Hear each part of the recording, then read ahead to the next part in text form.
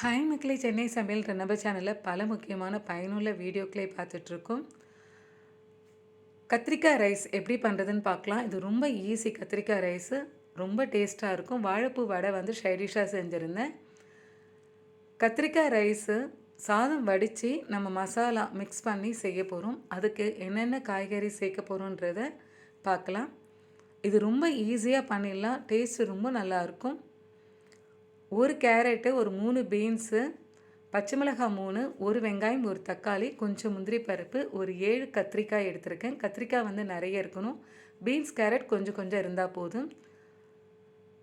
செக்கில் ஆட்டின கடலெண்ணெய் ஒரு 3 டீஸ்பூன் அளவுக்கு இருக்கா மாதிரி சேர்த்துக்கோங்க. எண்ணெய் காயட்டும்.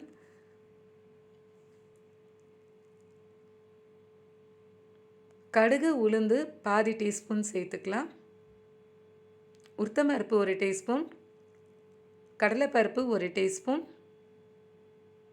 ஜீரகம் ஒரு 1/4 டீஸ்பூன். இது நல்லா சிவக்கட்டும். வெங்காயம் 2 காஞ்ச மிளகாய் கிள்ளி சேர்த்துருக்கோம். வெங்காயம் ஒரு வெங்காயம், தக்காளி ஒரு தக்காளி. வெங்காயத்தை விட தக்காளி கொஞ்சம் அதிகமாக இருக்கா மாதிரி பார்த்துக்கோங்க.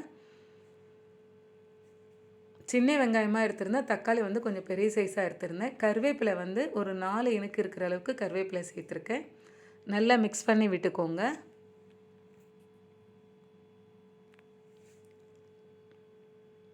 முந்திரி பருப்பு சேர்த்துக்கலாம். ஒரு 10 முந்திரி பருப்பு அளவுக்கு எடுத்திருக்கேன். நல்லா வதக்கி விட்டுக்கோங்க.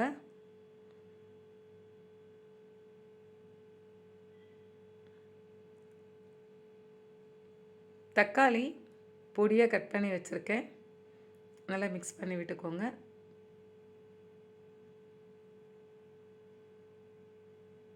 நல்லா இந்த வெங்காயம் தக்காளி எல்லாமே வதங்கட்டும். சாதம் வந்து வடித்து ஆற வச்சு ஒரு பிளேட்டில் வச்சுருக்கேன். சாதம் வந்து கொஞ்சம் உதிரி உதிரியாக இருக்கா மாதிரி பார்த்துக்கோங்க. ஒரு 3 பச்சை மிளகாய் கீறினது சேர்த்துக்கலாம். பச்சை மிளகாயோடைய ஃப்ளேவர் வந்து ரொம்ப நல்லாயிருக்கும். அதுக்காக தான் பச்சை மிளகாய் சேர்த்துருக்கோம். பேச்சுலர்லாம் இது ஈஸியாக வந்து குக் பண்ணி சாப்பிட்டுக்கலாம். ரொம்ப ஈஸியாக இருக்கும். கேரட்டு, பீன்ஸு சேர்த்துக்கலாம். சும்மா ஒரு 2-3 டீஸ்பூன் இருக்கிற அளவுக்கு கேரட்டு, பீன்ஸ் இருந்தால் போதும்.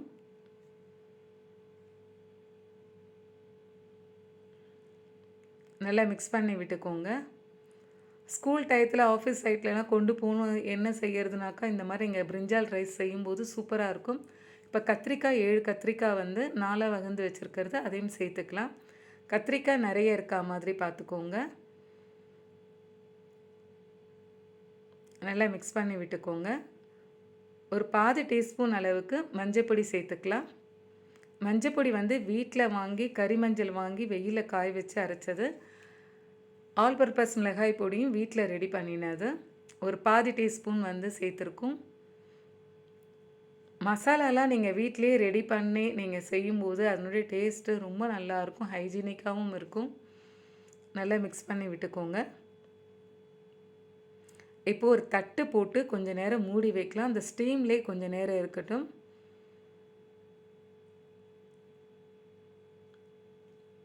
நல்லா மிக்ஸ் பண்ணி விட்டுக்கோங்க. சும்மா ஒரு 1/4 கப் அளவுக்கு இப்போ தண்ணி வந்து சேர்த்துக்கலாம். சும்மா நீங்கள் தெளித்து விட்டால் கூட போதுமானதாக இருக்கும். இப்போ தட்டு போட்டு மூடி அந்த காய் கொஞ்சம் வேகிறதுக்காக வச்சுருக்கோம். இப்போ சாதம் வடித்து ஒரு 2 கப் அளவுக்கு நான் ஆற வச்சுருக்கேன். அது ஆறட்டும். ஏன்னா நீங்கள் பண்ணுற மசாலாவும் சூடாக இருந்து ரைஸும் சூடாக இருந்து மிக்ஸ் பண்ணும்போது கெட்டியாகிடும். சாதம் உதிரி உதிரியாக வராது. ஒரு கைப்பிடி அளவு புதினா சேர்த்துருக்கேன். மிக்ஸ் பண்ணி விட்டுக்கோங்க. புதினாவுடைய ஃப்ளேவர் ரொம்ப நல்லது. உடலுக்கு வந்து நிறைய மருத்துவ குணம் வந்து இருக்குது புதினாவில். உடலுக்கு பல நன்மையை வந்து தரக்கூடியது புதினா. முடிஞ்ச அளவுக்கு புதினா வந்து நிறைய சைடிஷில் ரெசிப்பியில் வந்து நீங்கள் கண்டிப்பாக வந்து சேருங்க. இப்போ ஓப்பன் பண்ணி பார்க்கலாம். இஞ்சி பூண்டு பேஸ்ட்டு ஒரு பாதி டீஸ்பூன் அளவுக்கு சேர்த்துருக்கேன். நல்லா மிக்ஸ் பண்ணிக்கோங்க. தண்ணி வந்து கொஞ்சமாக தான் தெளித்தோம். ஃபுல்லாக ட்ரை ஆகிடுச்சு பாருங்கள். தண்ணி வந்து இருக்கக்கூடாது. லைட்டாக நீங்கள் தெளித்து விட்டாலே போதுமானதாக இருக்கும். நல்லா வெஜிடபிள்ஸ்லாம் நல்லா வெந்திருக்கு. இப்போ தட்டு போட்டு கொஞ்ச நேரம் அந்த ஸ்டீம்லேயே இருக்கட்டும். இப்போ பாருங்கள், மீடியம் ஃப்ளேமில் வைங்க, ஹை ஃப்ளேமில் வைக்காதீங்க. ஒரு பாதி டீஸ்பூன் அளவுக்கு தூளுப்பு சேர்த்துருக்கேன். கல்லுப்பு சேர்க்காதீங்க, தூளுப்பு சேர்த்துக்கோங்க. ஏன்னா கல்லுப்பு சேர்த்திங்கன்னா கரையாது. தூளுப்பு இருக்கும்போது நல்லா மிக்ஸ் ஆகும் அந்த மசாலாவில். இப்போ ஆற வச்சுருந்த சாதத்தை லாஸ்ட்டாக கலக்க போகிறோம். இப்போ வந்து லெமன் ஜூஸ் வந்து 1 டீஸ்பூன் அளவுக்கு சேர்த்துக்கலாம். லெமன் ஜூஸ் வந்து அந்த புளிப்பு சுவை வந்து லைட்டாக வந்து நம்ம ஃபுட்டுக்கு கொடுக்கும்போது சாப்பிட்றதுக்கு ரொம்ப நல்லாயிருக்கும். நம்ம கத்திரிக்காய் ரைஸோடு சாப்பிடும்போது ரொம்ப ஈஸியான, ரொம்ப ரொம்ப டேஸ்டான, உடலுக்கு நன்மை தர அளிக்கக்கூடிய கத்திரிக்காய் சாதம். கொத்தமல்லி வந்து ஒரு கைப்பிடி அளவுக்கு சேர்த்துருக்கேன்.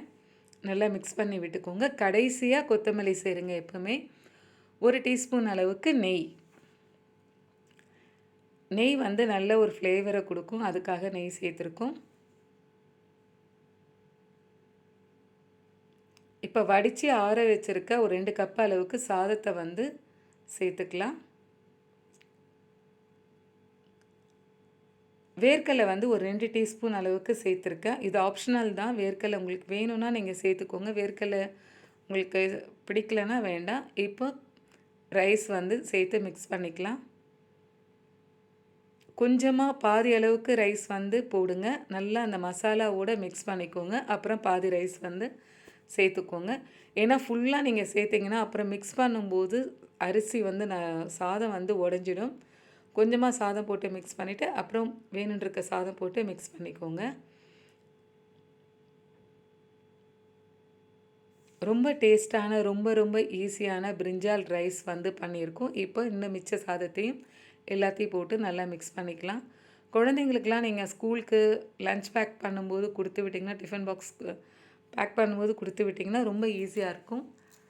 லன்ச் பாக்ஸுக்கு ரொம்ப ஈஸியான, ரொம்ப ரொம்ப டேஸ்டான கத்திரிக்காய் சாதம் பிரிஞ்சால் ரைஸ் வந்து பண்ணியிருக்கோம். அது சைடிஷாக வந்து வாழைப்பூ வடை செஞ்சுருக்கேன். வாழைப்பூ வடையில் வந்து எண்ணிலடங்கா மருத்துவ குணம் இருக்குது. நெக்ஸ்ட்டு வாழைப்பூ ரெசிபி நம்ம பார்க்கலாம் வடை. நம்ம சேனல் ஷேர் பண்ணுங்கள், லைக் பண்ணுங்கள், சப்ஸ்கிரைப் பண்ணுங்கள். தேங்க்யூ. வாழ்க வளமுடன்.